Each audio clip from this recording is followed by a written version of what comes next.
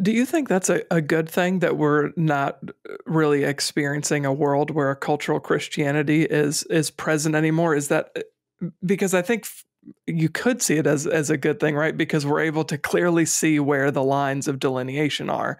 Whereas before, I think there's so much crossover that it could get a little murky. You could think that somebody was a believer, or you yourself could think you're a believer, and in reality, you're just you just buy into some traditional values, but you're not actually a Christian.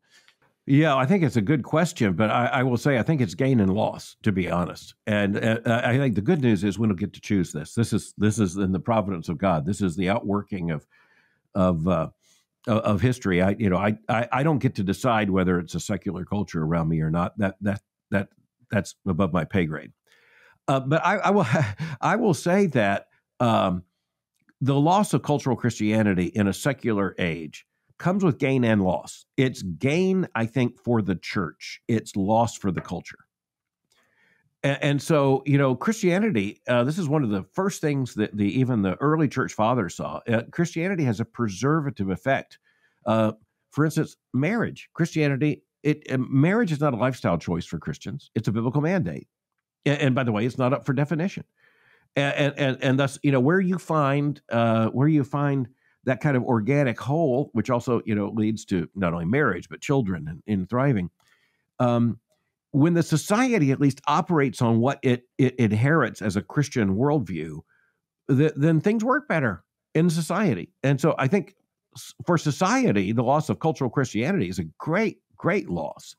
And I think you see this. I mean, secular societies can't even reproduce themselves. Women aren't getting married. The people aren't having babies. Decline of marriage, decline of family, decline. One of the biggest economic challenges to the United States is the fact that our birth rate has fallen so low. So I think that has to be at least explained in part by distance from the gospel and distance from biblical Christianity. So I would say that it's for the culture, it's a loss. For the church, there's at least the gain of clarity. You find out where the Christians are. The way I put it, Tré, is that when I was growing up, if you wanted to be a partner in a law firm, you needed to be a member of a recognized church. If you wanted to sell real estate, you needed to have connections to a local church. People needed to see you as upright. If you were going to be the principal of the high school, you needed to be a member of a church. All that's just gone now. All that's gone.